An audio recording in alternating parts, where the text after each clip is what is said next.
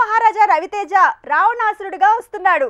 మొన్నే ధమాకా అంటూ block buster సొంతం చేసుకున్నాడు. వాల్తేరు వీరయ్య అంటూ మెగా హిట్ సొంతం చేసుకున్నాడు. సో ఇప్పుడు వచ్చే రావణాసురుడితో హ్యాట్రిక్ కిక్ రాబోతోందా, లేదంటే ఏడాదికో హిట్ మాత్రమే అన్న కోణంలో పాత సెంటిమెంట్ షాక్ ఇచ్చేలా ఉందా? మాస్ మహారాజా రవితేజ రావణాసురుడితో ఓ సెంటిమెంట్ బ్రేక్ చేసే పనిలో ఉన్నాడు. అలానే హ్యాట్రిక్ ప్రయత్నంలో కూడా ఉన్నాడు. ఈ మూవీ హిట్ అయితే గనుక రవితేజని 2 ఏళ్లుగా భయపెడుతున్న ఒక సెంటిమెంట్ కి సెండ్ ఆఫ్ ఇచ్చినట్టే అని తెలుస్తోంది. రవితేజ రీసెంట్ గా ధమాకా అంటూ ఓ హిట్ పట్టాడు. ఆ సినిమా వచ్చి అలా సక్సెస్ సొంతం చేసుకోవటమే కాదు, వసూళ్లతో సెంచరీ బాధేసింది.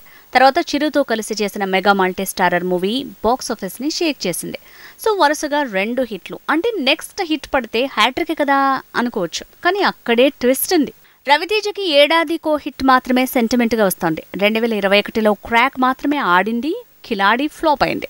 ఇక 2022లో రామారావు ఆన్ డ్యూటీ ఫ్లాప్ అయింది. కానీ ధమాకా హిట్ అయింది.